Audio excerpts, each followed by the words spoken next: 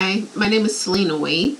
I am going to be doing a presentation on Windows 8 and the touchscreen capability and the applications that I found most interesting, or two of them that I found most interesting.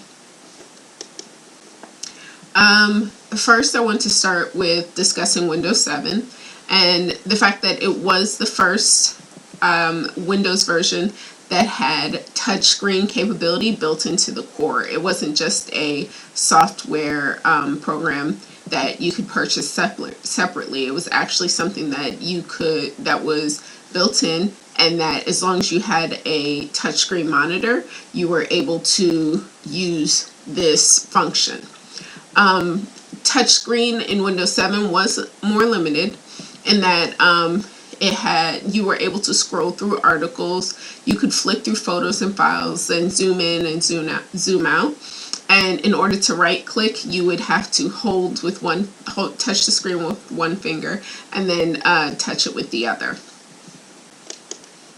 With the advent of Windows 8 and 8.1 in 2012 and 2013 respectively, some things were changed, and these included changes to the GUI that were more conducive to users with touchscreen capabilities, such as tablets and PCs with tablet functionality, and mobile devices such as smartphones.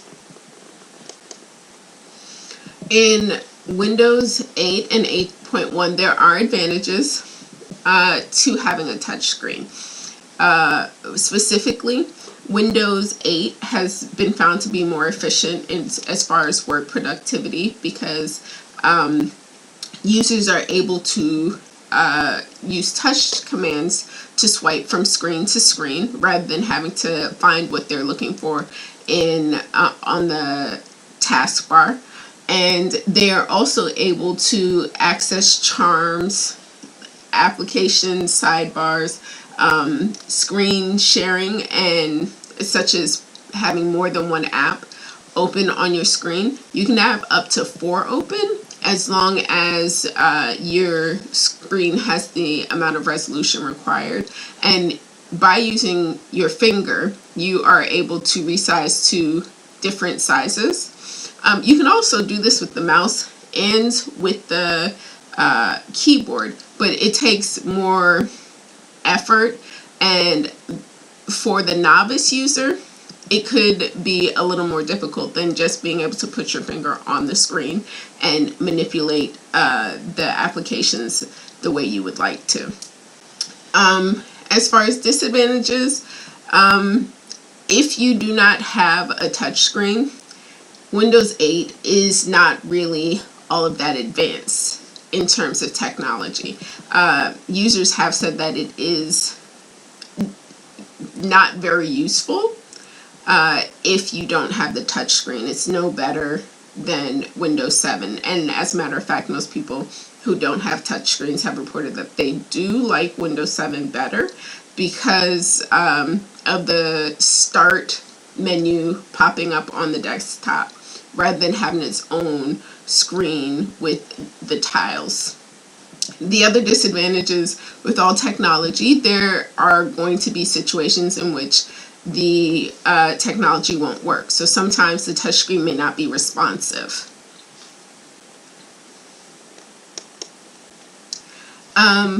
Two applications that I like for Windows 8 are TeamViewer and Boxcryptor. Personally, I have TeamViewer on my desktop, my daughter's desktop, and my smartphone. I like this because I have remote access to the computer. I can turn it on. I can log into my daughter's computer or my computer to see what someone is doing. I'm able to help her if she gets stuck on something or she has a question and I'm not in the house, or if I'm in my room doing something and she is in her playroom on her computer. I'm able to help her more seamlessly and check in on what it is she's doing. In terms of Boxcryptor, I really like this one because I am a little leery of Dropbox and SkyDrive and the cloud in general, in terms of just putting all of my information and data and it just going up.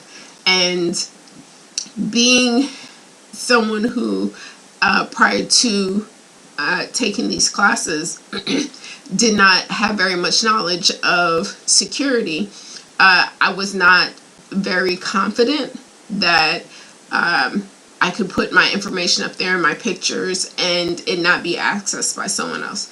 Well, Boxcryptor is a application that can be used to encrypt files before they go into Dropbox and Microsoft SkyDrive, and it's relatively easy to use. These are my works cited and the sources that were used to create my paper and this presentation. Thank you for listening. Have a great night.